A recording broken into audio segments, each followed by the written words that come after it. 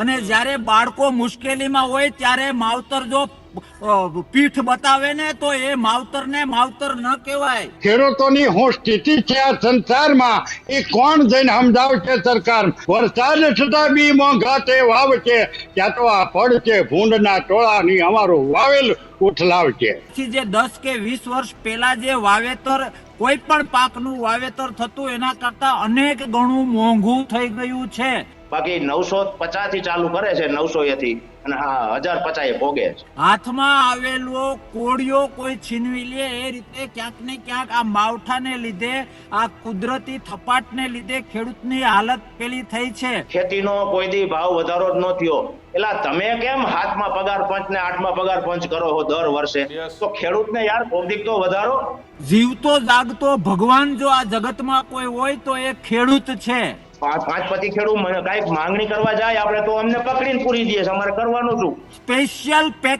Special package ગણતરીની કલાકોમાં આ સરકારમાં સંવેદનાનું નામ હોય તો આપવું જોઈએ કે કોઈની વેદનાને આધારે માર્કેટિંગ કરવું એના કરતા તો રાવણ સારો. હું માણસના પેટનો હોઉં તો મારે ખેડૂતની વેદના ઉપર રાજકારણ ન કરવું જોઈએ, મારા રોટલા ન શેકવા જોઈએ.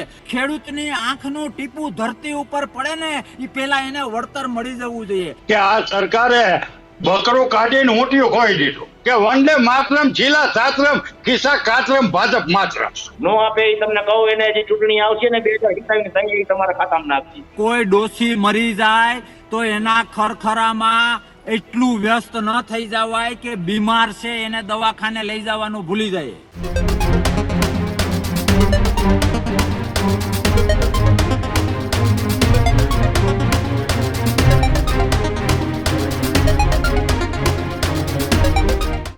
નમસ્કાર, વિશેષ રજૂઆત ગર્જનાત સાથે હું કિશન કાટેલિયા આપનું હાર્દિક સ્વાગત કરું છું અને હું છું દીક્ષિત ઠકરાર. આજના ગર્જનાતમાં વાત કરીશું ખેડૂતોને પડિયા પર પાટું.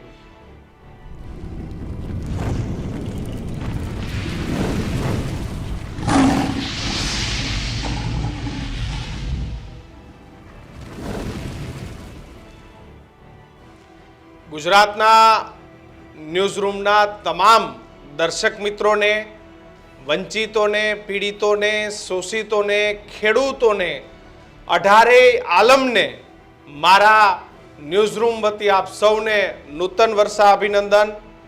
નવા વર્ષની બહુ બધી શુભકામનાઓ. ગુજરાતીઓનો નવા વર્ષની શરૂઆત થઈ ગઈ છે. અમે અને દીક્ષિત પણ અમારા માદરે વતન તહેવારો માટે અમારા પરિવારો પાસે ગયા હતા. પણ આ નવું વર્ષ એ ગુજરાતના ખેડૂતો માટે અતિશય ખરાબ, આર્થિક રીતે ખેડૂતોને પછાત લઈ જનાર, ખેડૂતોને એમ કહેવાય કે નવા વર્ષનો જે વરસાદ પડ્યો છે એને ખેડૂતોના સપનાઓ એ ઝૂંટવી લીધા છે. કોઈ દીકરા દીકરીઓનો અભ્યાસ એ છૂટી જશે. કારણ કે ખેડૂતોની, ખાસ કરીને સૌરાષ્ટ્રના ખેડૂતો કે જે મોટા પ્રમાણમાં અમરેલી, ભાવનગર, જુનાગઢ, દ્વારકા, જામનગર, ગીર સોમનાથ, રાજકોટ, મોરબી, આ સૌરાષ્ટ્રના જે જિલ્લાઓ છે તે સૌથી વધારે જો કોઈ પાક પકવતા હોય તેનું નામ છે મગફળી અને બીજા નંબર પર કોઈ પાક આવતો હોય તેનું નામ છે કપાસ. મગફળી એ ખેતરમાંથી લણાઈ ગઈ હતી, એ મગફળીના પાથરા પડ્યા હતા અને એ પાથરામાંથી ખેડૂતે મગફળી વેચી અને આખા વર્ષના પૈસા કાઢી દીકરા દીકરીઓને ભણાવવા, વ્યવહાર, રોજીરોટી આ બધું જ કરવાનું હતું ને એમાંથી જે સૂકો ઘાસ વધે જેને ખેડૂતોએ જેને ભૂકો કહે છે ને એ ભૂકાથી ખેડૂતોએ આખું વર્ષ પોતાના દુધાળા પશુઓને ભૂકો ખવડાવી અને પોતાનું પશુપાલન પણ કરતા હોય છે. પરંતુ કમનસીબે આ વરસાદે ખેડૂતોને પોતાના પશુપાલનને ખવડાવવા માટેનો જે સૂકો ભૂકો હોય છે એ આખોય છીનવી લીધો છે.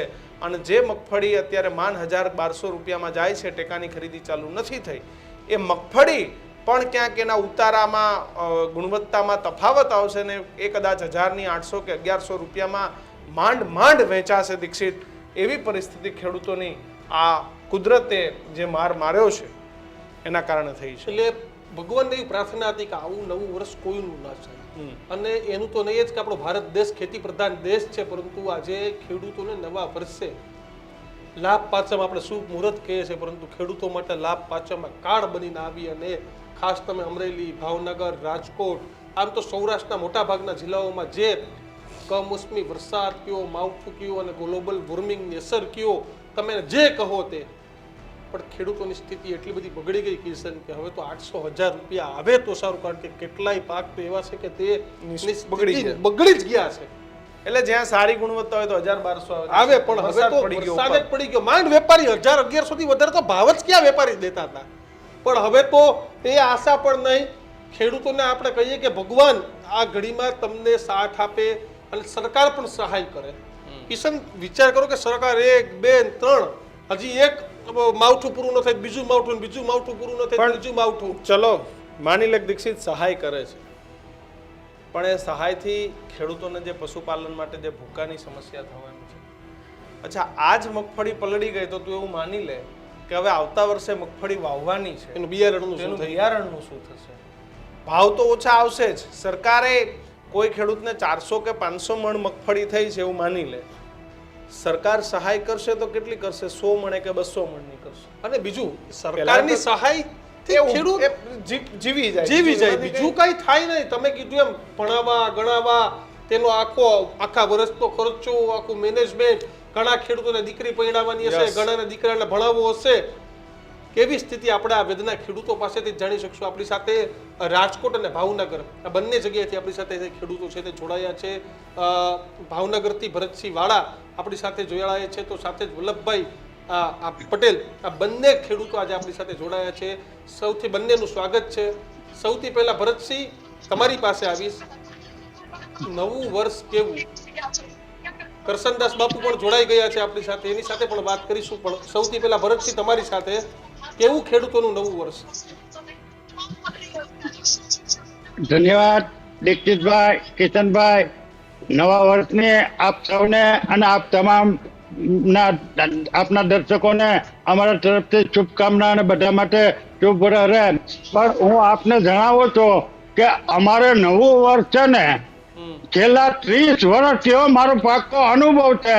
નવું વર્ષ દર દિવાળી કે 2 ઓક્ટોબર આવે, નવું વર્ષ આવે એટલે છેલ્લા 30 વર્ષથી અમારી માથે કઠણાઈનો વર્ષ શરૂ થાય.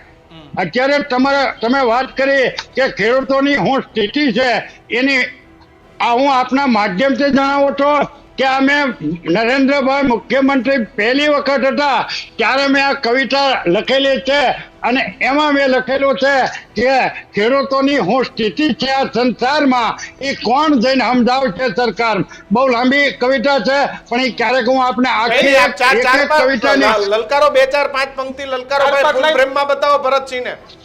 4-5 સાંભળો મારી વાત જુઓ કે મેં લખ્યું છે આજથી 30 વર્ષ પહેલા કે આ દુનિયાની અંદર જ્યારે સૃષ્ટિનું નિર્માણ થયું ત્યારે જે ચીજ ઉત્તમ કહેવાની, એમાં પ્રકાશમાં સૂર્યને ઉત્તમ કહેવાનો, સોનામાં ધાતુમાં સોનાને ઉત્તમ કહેવાનો અને ધરતીમાં ખેતીની જમીનને ઉત્તમ કહેવાની. તો પછી આ બધી ચીજ સૂર્ય છે એ ઉત્તમ રહ્યો, સોનામાં ધાતુ થઈ સોનું ઉત્તમ રહ્યો અને અમારી ખેતી કનિષ્ઠ કેમ થઈ ગઈ? એટલે અમે દર વર્ષે ઘણી વખત કહીએ છીએ કે ઉત્તમ ખેતી, મધ્યમ વેપાર અને કનિષ્ઠ નોકરી હતી, તો આ ખેતી આવી ખરાબ કેમ થઈ ગઈ? એટલે મેં લખ્યું છે, મારી તબિયત બરાબર નથી પણ હું બોલું કે ખેડૂતના જીવનની શું સ્થિતિ છે આ સંસારમાં એ કોણ જઈને સમજાવશે સરકારમાં? મહેનત મજૂરી તો એ કાયમ કરે પણ દુઃખ છે એના દિલમાં. સાંભળજો દીક્ષિતભાઈ કે આકાશ સામે મીટ માંડીને એ વિનવશે દીનાનાથને, આકાશ સામે મીટ માંડીને એ વિનવશે દીનાનાથને કે હે પ્રભુ હવે તો મેકલો વરસાદને, વરસાદ છતાં બી મોંઘાતે વાવશે, ત્યાં તો આ પડશે ભૂંડના ટોળાની અમારું વાવેલું ઉઠલાવશે. અમારું વાવેલું યાર રહેવા નથી દેતા. પણ બહુ લાંબી વાત છે, કવિતા ખૂબ બોલે છે પણ વિરહ વેદના. હવે અત્યારની મારી વાત સાંભળો. આજની તારીખમાં અત્યારે ભાવનગર થી તમામ મીડિયાને મહુવા આવવું પડ્યું. આખા સૌરાષ્ટ્રની અંદર સૌથી વધારે વરસાદ પડ્યો હોય તો અમારા મહુવાની અંદર 14 ઇંચ, અડધું તો મહુવા બુડમાં છો. પૂજ્ય મોરારી બાપુનું તલગાદડા ગામ પણ બુડુની સ્થિતિમાં જ્યારે તમામે ચેનલોએ એને રિપોર્ટિંગ કર્યું. પણ હું તમને કહું કે અમારે મહુવાથી તરેડી, વાલાવાવ, હથરા અને બગડાના પટ્ટી, જેસર પટ્ટી 5000 હેક્ટરમાં અત્યારે પાણી ભર્યું. 14 ઇંચ વરસાદ તો તમે સરકારના આંકડા કહે છે, પણ મારી ગણતરી પ્રમાણે આ કાલ 26 તારીખના રાતથી વરસાદ શરૂ થયો. અત્યારે પણ વરસાદ શરૂ છે અને વરસાદ 18 ઇંચની આસપાસ છે. એના જ્યાં મશીન છે ત્યાં 14 ઇંચ બતાવતો છે. પણ ખેડૂતોની અત્યારે સ્થિતિ છે ને, આ 30 વર્ષમાં તમને હું જવાબદારી પૂર્વક કહું કે આજથી 35 વર્ષ પહેલા અમારા ખેડૂતોના ઘરમાં અમારા ભંડાર રૂપિયાના ભર્યા રહેતા હતા. આજ અમારા ખીચામાં એક પૈસો નથી. એક પૈસો અમારા ખીચામાં નથી. અને મેં ઘણી વખત વિરહ અને વેદના એ શબ્દ તમે જોવો એટલે તમે જો ખેડૂત પુત્ર હોય તો તમને ખરેખર ખબર પડે કે શું મજબૂરી હોય છે ખેડૂતની. અત્યારે એને ચોમાસું પાક સાચવી લેવો હોય છે, પૈસા રોકડા ઘરમાં લઈ આવવા હોય છે, શિયાળુ પાક એને વાવવો હોય છે. આ ઘણી બધી પરિસ્થિતિ હોય છે ને. એ તો જેને ખેડૂના ઘેર જન્મ લીધો હોય એને ખબર પડે કે હકીકત શું છે. વલ્લભભાઈ, ફરી આવીશ. આપણી પાસે બીજા મહેમાનો પણ છે, ફરી આપની પાસે આવું છું. વલ્લભભાઈ, શું પરિસ્થિતિ છે? નવું વર્ષ જગતનો તાત જેને કહેવાય એનું આ નવું વર્ષ બગડ્યું છે. એના સપનાઓ તૂટશે, કારણ કે ખેડૂત એ આ સિઝન પર પોતાની આગામી તૈયારી કરીને બેઠો હોય છે આર્થિક ખર્ચાઓની. કિશનભાઈ, દીક્ષિતભાઈ, નવા વર્ષના તમને ખૂબ ખૂબ અભિનંદન. તમારી ચેનલને પણ ખૂબ ખૂબ અભિનંદન. તમે જો આ ખેડૂતના પ્રશ્ન અને બધી આલમે 18 વર્ષના તમે જો આ પ્રશ્ન ઉઠાવતા હોય તો એક આ ન્યૂઝ રૂમ છે ભાઈ. ખેડૂત પ્રત્યે કોઈ જોવા વાળું નથી. અમારો આધાર જ એક તમારી ચેનલું છે. ચેનલું ગજવશો ને તો જ અમારા અમે તો પત્રકાર તરીકે ખેડૂતોની વાતને મૂકી શકીએ, કારણ કે જે નુકસાન અને જે તકલીફો છે એ તો અમને ખબર છે કે કેવી રીતે પૂરી, પણ અમે એ વાત કમસે કમ લોકો સુધી પહોંચે કે ભાઈ ખેડૂતની તકલીફ શું છે, એના માટેનો એક અમારો નાનકડો પ્રયાસ છે ને અમે કરતા રહીએ છીએ. વલ્લભભાઈ, એના બદલ તમને હું ખૂબ ખૂબ અભિનંદન માનું છું. અમે તો ભગવાન માની છીએ આ ચેનલો વાળા જે ખેડૂતના પ્રશ્ન ઉઠાવે ને એને. જો આ અત્યારે પરિસ્થિતિ ખેડૂતની એવી છે કિશનભાઈ, દીક્ષિતભાઈ, કે અત્યારે ચાલુ વરસાદ છે. હું આ ડિબેટમાં બેઠો હું ને, ચાલુ વરસાદ છે, ઝીણો ઝીણો ચાલુ જ છે. હવે અમારે પાથરા પડ્યા છે. હવે એ પાથરા ઉપરથી બધા લાલ ને મગફળીની ગુણવત્તા ઘટી જાય. પાથરા પડ્યા હોય એટલે અમારી મગફળીની ગુણવત્તા ઘટી જાય. આજની હરાજી તમે મગફળી યાર્ડમાં જોઈ 900 થી 850 થી ચાલુ કરે છે, માંડ 1050 પોગે. બોલો, તમે વિચાર કરી લ્યો. આજ તો બોણી હતી એટલે 1100 1150 દીધા છે, બાકી 950 થી ચાલુ કરે છે, 900 થી અને 1050 પોગે છે. હવે ખેડૂને બિચારાને આમણે પૂછે જ મરવાનું. હવે આ વાહિલા વાવેતર કરવા છે અમારે. આ મગફળી કાઢીને વાહેથી વાવેતર કરશું ને સાહેબ, અત્યારે ચણા માર્કેટમાં અમે લઈને જાય એટલે 1000 રૂપિયા ને 900 રૂપિયા 1000 રૂપિયા આવશે. અને અમે લેવા જઈશું ને અમે એટલે 1800 રૂપિયાનો મણ અમને ચણા મળશે. જીરું અત્યારે 3200 3300 રૂપિયાનું 20 કિલો જાય છે. અમે લેવા જઈશું એટલે 6000 નું મણ અમારે લઈને વાવવાનું રહેશે. ખાતર, બિયારણ, અત્યારે અમારે તમને ખબર છે એવડી પોઝિશન ટાઈટ છે ને, પણ ખેડૂતના ભાવ વધતા નથી. ખાતર, બિયારણ, દવા ને ડીઝલ, અમારે આ વસ્તુ જોતી હોય એ તમને કહું, અને જે કાંઈ ખેતી ઓજારમાં લગતી વસ્તુ, આ બધાના બમણા ભાવ. ખેતીનો કોઈ દી ભાવ વધારો જ ન થયો. એટલે તમે કેમ હાથમાં પગાર પંચ ને 8મા પગાર પંચ કરો છો દર વર્ષે? તો ખેડૂતને યાર પૌદ્ધિક તો વધારો. તમે પગાર પંચમાં વધારો કરો બધાનો, ધારાસભ્યનો, સાંસદ સભ્યનો, બધાના પગાર વધે.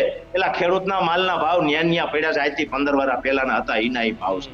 અને તમારા માલના ભાવ આસમાને પોગાડી દીધા. તમે વિચાર તો કરો સાહેબ. અત્યારે જેમ વાળા બાપુએ કીધું ને, ખેડૂતના ખીચામાં અત્યારે પૈસા નથી. વાવેતર કરવા છે, મગફળી પાડામાં પલરે છે, અને અત્યારે અમારે આની ઉપર તો આધાર જ હોય અમારો. અમને આ રોય ને તો રોવાઈ જાય એવું છે સાહેબ. આમાં અત્યારે અમારે ખેડૂતની પોઝિશન આવી ટાઈટ છે, અને આ સરકારને કોઈ જાતનું મનમાં ખેડૂત પ્રત્યે નથી. લાવો લખી દઉં તમને, અમે તો જોતા આવી છીએ. 5 જણા ભેગા તમને પૂરી દઈએ. એ આપણા બધા માટે આપણા માટે શરમજનક છે વલ્લભભાઈ, કારણ કે ખેડૂતોની જે એકતા મહારાષ્ટ્ર, પંજાબ, રાજસ્થાન જેવા રાજ્યોમાં જે ખેડૂતોની એકતા છે એ કમનસીબી છે આપણી કે આપણે ત્યાં એ ખેડૂત એકતા નથી. કરશન બાપુ જોડાયા છે આજે. એમને રાજકીય વ્યક્તિ કહેવા કે શું કહેવા? જી, આપ કંઈક કહેવા માંગો છો વલ્લભભાઈ? એક મિનિટ. હવે અમે 5 જણા ભેગા થાય પકડીને નાખી દઈએ. ખેડૂત બીવે છે. 5 પતિ ખેડૂત કઈક માંગણી કરવા જાય આપણે તો અમને પકડીને પૂરી દઈએ. અમારે કરવાનું શું? આ પ્રોબ્લેમ એ ઊભો થાય એ છે પણ એક સાહેબ. કમનસીબી છે 100%. હા એટલે કરશન બાપુ જોડાય છે. કરશન બાપુ, આપણે બધા જી અને પેલા ખેડૂત પુત્ર, કારણ કે આપણા બધાના વડવાઓ પેલા તો ખેતી કરતા, ધીમે ધીમે માધ્યમ બદલાયા. શું સ્થિતિ જી. ખેડૂતની? જી ખેડૂત વડવાઓ નહીં, માનો કે હું મારી વાત કરું તો આ બંને ભાઈઓ પણ ખેતી કરે છે, હું પણ પોતે ખેડૂત છું. અને જે અત્યારે જે સંવેદના બતાવવાનો સમય સરકારને મળ્યો છે ને, આવો સમય ક્યારેય નહીં મળે. કારણ કે જે આપણી હાલત થઈ છે ને વરસાદને લીધે, જે માવઠાને લીધે, સાહેબ હું 25 વર્ષના અનુભવને આધારે છાતી ઠોકીને કહી શકું કે એકનો એક 20-22 વર્ષનો દીકરાની જાન જોડી હોય અને કુટુંબમાં આનંદ મંગલ હોય અને રસ્તામાં એ વરરાજાને કંઈક થઈ જાય ને, એવી હાલત આજે ખેડૂતની છે. કારણ કે ખેડૂતનું આખું પ્લાનિંગ હોય છે. ખેડૂતને આખા વર્ષ દરમિયાન જે પ્રસંગો ઉજવવાના હોય છે, દીકરા દીકરીઓના શિક્ષણનું જે આખું આયોજન હોય છે, અને આજથી જે 10 કે 20 વર્ષ પહેલા જે વાવેતર, કોઈ પણ પાકનું વાવેતર થતું એના કરતા અનેક ગણું મોંઘું થઈ ગયું છે. જે ખેતી કરે છે એ દરેકને ખબર છે. તમારા માધ્યમથી જે આજે ખેડૂત હેરાન થયો, આંખમાં પાણી આવી જાય, વેદનાની એક પરાકાષ્ઠા છે. હાથમાં આવેલો કોળિયો કોઈ છીનવી લે એ રીતે ક્યાંક ને ક્યાંક આ માવઠાને લીધે, આ કુદરતી થપાટને લીધે ખેડૂતની હાલત પેલી થઈ છે.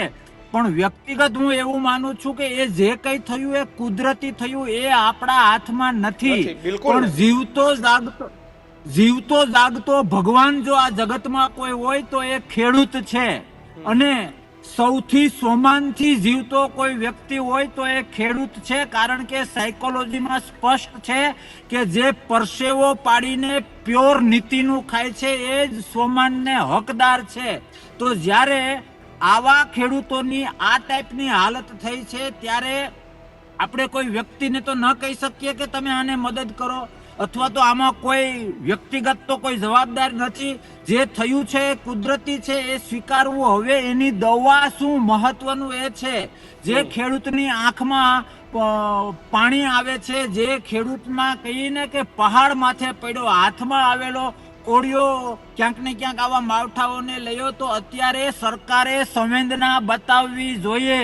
મારે ન બોલવું જોઈએ, પણ ક્યાંક ને ક્યાંક માનવતાનો 0.1% પણ રૂલિંગ ગવર્મેન્ટમાં હોય તો બીજું ત્રીજું કઈ બુદ્ધિ ચલાવ્યા વગર, ખોટી ફાકા ફોજદારી કર્યા વગર, 6 મહિના પહેલા આ હતું, વીમો આ હતો, ઢીકડું પૂછડું બધું જ સાઈડમાં કરીને સ્પેશિયલ પેકેજ ગણતરીની કલાકોમાં આ સરકારમાં સંવેદનાનું નામ હોય તો આપવું જોઈએ.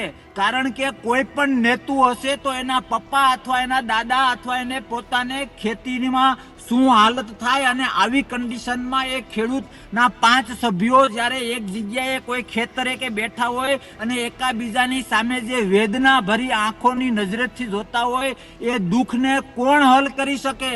એ ધર્મ કોનો છે? એ સંવેદનાનું સાચવવાનું ટાણું કોનું છે? તો એ બધું સરકારનું છે.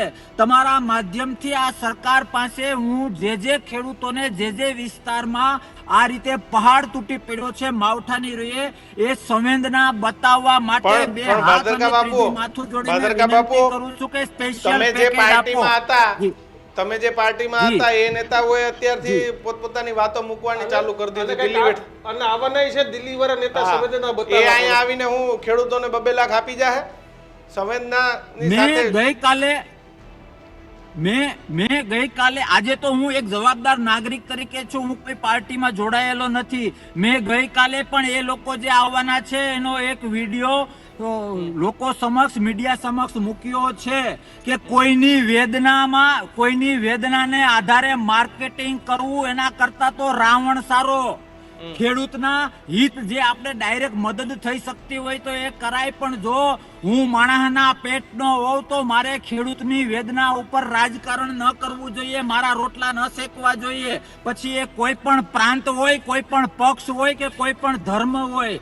કારણ કે ખેડૂતની વેદના એવી છે સાહેબ કે જેણે તડકો ખાધો હોય, રાત આખી જાગ્યા હોય, જેણે ટાઈડ ખાધી હોય, જેણે જ્યાં ત્યાંથી મોટો ખેડૂત હોય તો હજી વાંધો નથી, બાકી જ્યાં ત્યાંથી બિયારણનો ખાતરનો દવાનો આમ તેમ કરીને વેત કર્યો હોય, દીકરી માટે કે દીકરા માટે ક્યાંક સગપણ કે લગ્નની વાત કરી હોય, આખું આયોજન પ્રમાણે હોય કે ભગવાનની દયાથી આટલું થશે અને આ બધું જતું રહ્યું.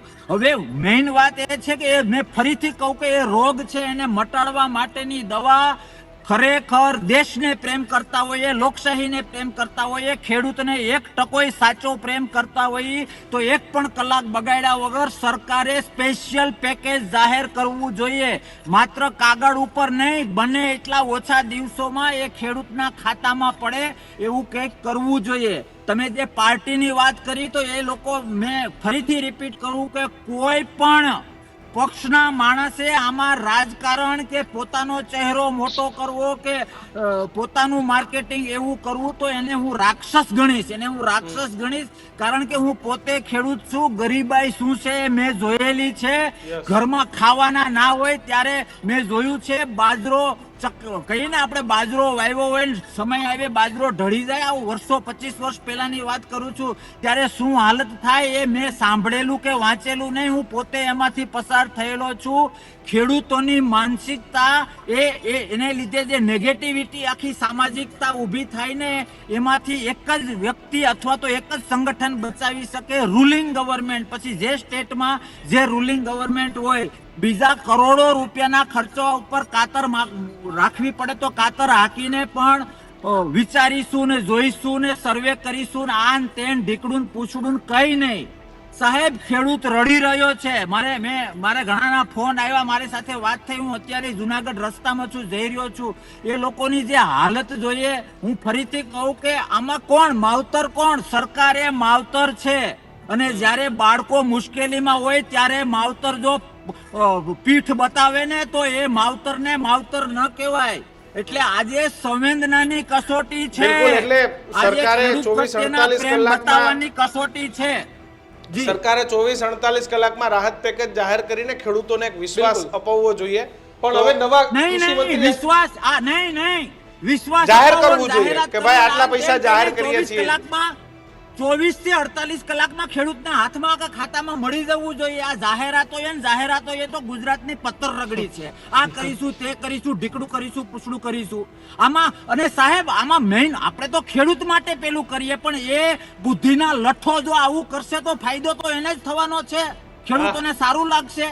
પણ સાહેબ મને એવું લાગે છે કે ખરેખર ધર્મમાં માનતા હોઈએ, માનવતામાં માનતા હોઈએ, જય જવાન જય કિસાન જેવી જો વાતો કરતા હોઈએ ને તો એ ખેડૂતની આંખનું ટીપું ધરતી ઉપર પડે ને એ પેલા એને વળતર મળી જવું જોઈએ. આ ખેડૂતે કઈ પોતાની ભૂલથી તો ગુમાવ્યું નથી, કુદરતી છે જે આપણા હાથમાં નથી. બિલકુલ. એટલે સરકારે 24-48 કલાકમાં કેશડોલ ચૂકવવી જોઈએ કે ખેડૂતોના ખાતામાં પૈસા આવે. યસ આવું કંઈક કરવું જોઈએ. ભરતજી હવે નવા કૃષિ મંત્રી આવી ગયા છે. અત્યાર સુધી રાઘવજીભાઈ હતા, હવે જીતુભાઈ આવ્યા. હવે જીતુભાઈ તમારા જિલ્લાના છે. શું જીતુભાઈને તમે આ તબક્કે જીતુભાઈને તમે શું વિનંતી કરશો? તમારા જિલ્લાની હાલત શું, સૌરાષ્ટ્રની હાલત શું? જીતુભાઈને શું, જેમ કરશનદાસ બાપુએ કીધું કે તાત્કાલિક રાહત પેકેજ, સહાય પેકેજ, ખેડૂતના ખાતામાં પૈસા, તમે જીતુભાઈના તકે શું વિનંતી કરશો? દીક્ષિતભાઈ, મેં અગાઉ ઘણી ચેનલોમાં કીધું છે, બાપુએ પણ કરશનદાસ બાપુએ સારી વાત કરી, મારા મિત્ર સાથીદાર વલ્લભભાઈ પણ સારી વાત કરી, પણ જીતુભાઈની વાત કરી એટલે હું કહું છું ને આપણી ચેનલમાં કહું છું કે આ સરકારે બકરું કાઢીને ઊંટિયું ખોઈ દીધું. હું તમને જવાબદારી પૂર્વક કહું છું, મારો પાક્કો અનુભવ છે. જીતુભાઈના નાકમાં છેડા ને હાથમાં સતી લઈને અમે ફરતા ત્યારથી હું ઓળખું છું. આજની તારીખમાં આ સરકારે જીતુભાઈને કૃષિ મંત્રી બનાવ્યા, એ બકરું કાઢી લીધું, રાઘવજીભાઈ પટેલને ઊંટિયું ખોઈ દીધું. એટલે અમને આ સરકાર ઉપર કોઈ વિશ્વાસ કે સરકાર કાંઈ કરશન બાપુ કે એવી વાત કરે એ વાતમાં તમને મેં ઘણા વર્ષ પહેલા પણ કીધેલું જ્યારે નરેન્દ્રભાઈ મુખ્યમંત્રી હતા ત્યારે અમદાવાદની અંદર હાઈકોર્ટના મેદાનમાં બહાર કીધેલું અને મને મીડિયાએ પૂછેલું કે તમારે આ સરકારનો અને ભાજપનો ટૂંકો ટચ વિરોધ કરવો હોય તો ભરતજી તમે કેમ કરો, એટલે મેં તરત જ જાહેર મીડિયામાં કીધેલું કે વંદે માતરમ જિલ્લા સાતરમ ખિસ્સા કાતરમ ભાજપ માત્ર. આ ભાજપે ભાજપ વાળાએ અમારા ખિસ્સા કાપી લીધા. ખિસ્સા કાતરો હારા હોય કાંટો રહેવા દે, અને અમારા ખેડૂતોના ઘરમાં કાંઈ. હું તમને જવાબદારી પૂર્વક કહું છું કે આજથી 1930 ની અંદર જેની માથે એક હથોને પોતાની સત્તા હતી એ ભાવનગર દરબારને 5 જ ખેડૂતોએ જઈને રજૂઆત કરી કે મહારાજ અમારે આ વર્ષે લેણું ખૂબ વધી ગયું છે અને પાકમાં કાંઈ થયું નથી. એટલે ન્યાન્યા ભાવનગર દરબારે તરત જ એના પ્રધાનમંડળ બોલાવીને હુકમ કરી નાખ્યો કે મારા રાજના 1815 જેટલા ખેડૂતો છે એનું તમામે તમામ દેવું માફ. એક જ ઝાટકે હમણાંથી હું કોઈ સરકારનો કે કોઈનો વિરોધ કે તરફેણ કરું, હમણાં જ તે મનમોહનસિંહની સરકાર હતી ત્યારે 71,000 કરોડ રૂપિયા સરકારે માફ કરેલા છે. હમણાં થોડાક જ વર્ષ પહેલા જયારે અમારો કપાસનો કોઈ ધણી નહોતો, 300 રૂપિયામાં કે 400 રૂપિયામાં કોઈ અમારો કપાસ માગતો નહોતો. અને જયારે શંકરસિંહ વાઘેલા કાપડ મંત્રી હતા ત્યારે અમદાવાદ ગાંધીનગર એના વસંત એવા દાખલાઓ ભરતસિંહ જોવા જાય તો ઘણા બધા કૃષિ મંત્રીઓ, ઘણા બધા લોકો કે જે ખરેખર ખેડૂતોની વેદનાને સમજતા. વલ્લભભાઈ, મારે પ્રશ્ન એ પૂછવો છે કે જો આપણી જે જૂની ધિરાણ વાળી જે યોજના ચાલુ હોત, પાક વીમા યોજના, ખેડૂતોના દેવા એ સીધા જે લોન ઉપાડી હોય ધિરાણ પાક ઉપર એ માફ થઈ જાત તો એ અત્યારે ખેડૂતોને કેટલા લાભદાયી થાત વરદભાઈ? અત્યારે એ યોજના પણ નથી. કરશનદાસ બાપુ, કદાચ કનેક્ટિવિટી પ્રોબ્લેમ છે. સરકારમાં જે બિલ મુકતા ખેડૂત પ્રત્યે કે ક્યાંય આંધી આવી, આફત આવી તો સરકાર તાત્કાલિક અમારા મંડળીના ખાતા, જે મંડળીનું ધિરાણ ઉપાડતા ને અમે, એમાં અમારા વીમા આટલા ટકા જમા થઈ જતા. સરકારી વીમા હતા એ. આ લોકોએ સરકારી વીમા બધા બંધ કરી દીધા. તે પછી એ લોકોએ પ્રાઇવેટ કંપનીને આપ્યા તો એ બધું ધૂણી ફૂણી કરી નાખ્યું. કેવડા કરોડોનું કૌભાંડ કરી નાખ્યું પ્રાઇવેટ કંપનીઓએ. પાછા એને પેકેજ લઈ આવ્યા. હવે પેકેજ જાહેર કરવાનું. ગયા વર્ષે અમારે રાજકોટ જિલ્લાની અંદર ગયા વર્ષનું આ વર્ષે અમને સહાય આપી. બોલો, એ 2 હેક્ટરની મર્યાદા, હેક્ટરમાં 11,000 રૂપિયા. ગયા વર્ષનું 2024 નું 25માં આપ્યું. તમે વિચાર તો કરો, આ ઓલો નથી કહેતા મરી ગયા પછી ખા કાકા ખીચડી, આ એવી છે વાત આ બધી. હવે એ 2 હેક્ટર, મારે 5 હેક્ટર જગ્યા હોય તો મારે 2 હેક્ટરમાં જ બગાડ થયો, બીજા 3 હેક્ટર ક્યાં જાય?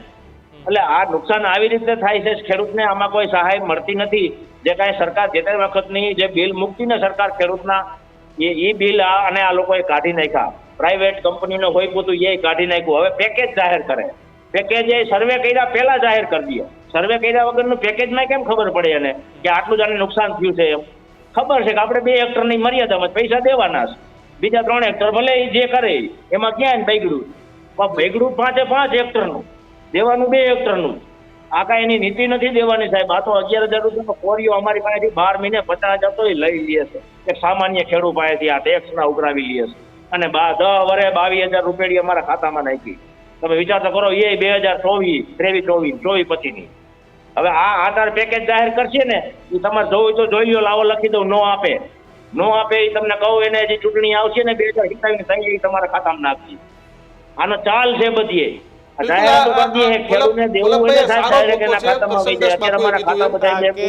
સરકારે એની સંવેદનશીલતા, નવા મંત્રીઓ આવ્યા છે તો એમની પાસે ખૂબ સારો નવા મંત્રીઓ આવ્યા ને સાહેબ, એમાં એકેય અમને મોડું કરી દે એમ નથી. મંત્રી બદલાવે શું થવાનું છે? એનો એ માલ છે બધો.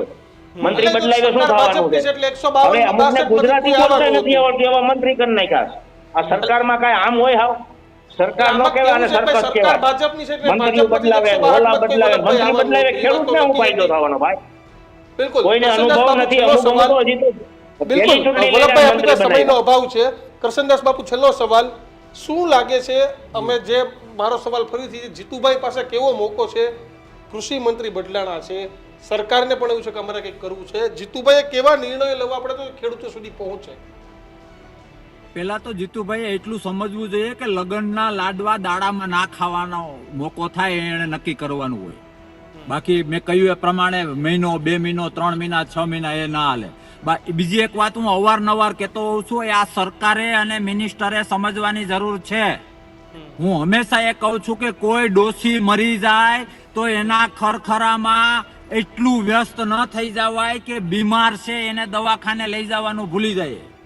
એટલે આમાંથી એ સરકાર સમજે. અને બીજી એમને સલાહ એ દઉં છું કે ભાજપનું ખેડૂતોમાં ધોરું થઈ ગયું છે, ધોરું. એને જે દાગો લાગ્યા છે એ દાગ સાફ કરવા માટે ભગવાને એને મોટામાં મોટો મોકો આપ્યો છે. તત્કાલ અસરથી જો ખેડૂતોને કંઈક સહાય કરાવડાવે, ખાલી જાહેરાતો ફાકા ફોજદારી નહીં, તો દાગા ધોવાશે અને ફાયદો થશે. જી બિલકુલ. કરશનદાસ બાપુ, વલ્લભભાઈ અને ભરતસિંહ ત્રણેયનો આભાર અમારી સાથે જોડાયા, ચર્ચા કરી.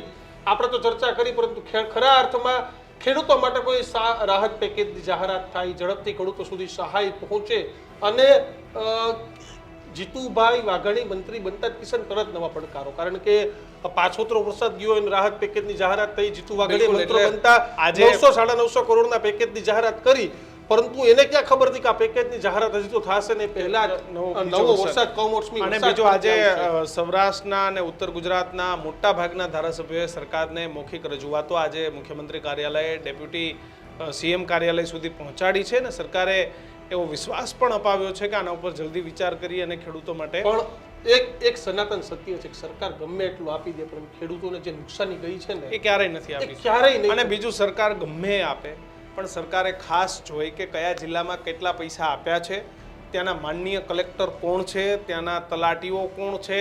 સાહેબ, ઘણા બધા એવા ચૌદસિયા અને બોગસિયાઓ બેઠા છે કે તમારી જે જાહેરાત કે તમારી આ પૈસા છે એ ખરેખર જેને તકલીફ હોય, હવે જેનું આખું ખેતર ધોવાઈ ગયું છે, એનું સર્વેમાં નામ ના આવે ને એને રૂપિયા ના મળે, અને ગામનો કોઈ પોલિટિકલ માણસ છે કે જે ભાજપ કોંગ્રેસ સાથે જોડાયેલો છે એ મામલતદાર કચેરી કે પ્રાંત કચેરી જઈને ટાંગા ભરાવીને પૈસા લઈ આવે, આવું ન થાય એ રાજ્ય સરકાર જોવે ખાસ. એટલે જીતુભાઈને સીધી વિનંતી છે કે ભાઈ તમે જે જાહેરાત કરોડો રૂપિયાની કરો ને તમારા અધિકારીને ખખડાવીને કહેજો કે એસી ચેમ્બરમાંથી બહાર નીકળ અને ખેડૂતના ખેતર સુધી જા કે સહાયની કેટલી જ ક્યાં જરૂર. કારણ કે સાહેબ તમારે તો જાહેરાત કરી દેવી છે, તમારો ભાવના પણ સારી છે, પણ અધિકારીઓ છે ને એ પેટા કાઢી ગયેલા છે કે ચેમ્બરમાંથી બહાર નહીં નીકળે.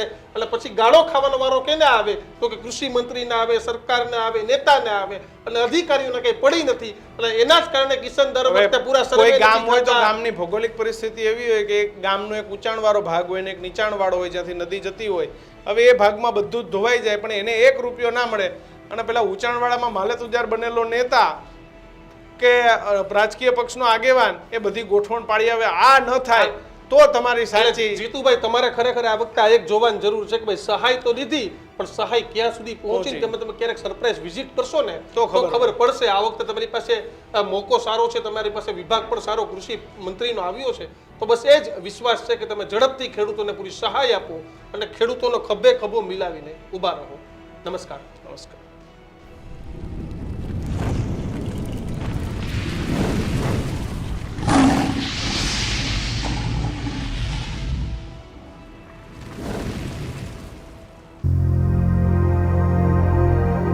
Healthy life is very important, पर टेस्टी लाइफ भी तो जरूरी है ना बॉस. समोसा चाट से है प्यार, पर एसिडिटी से कैसे रहोगे दूर यार. Wait, we have a 3-step solution.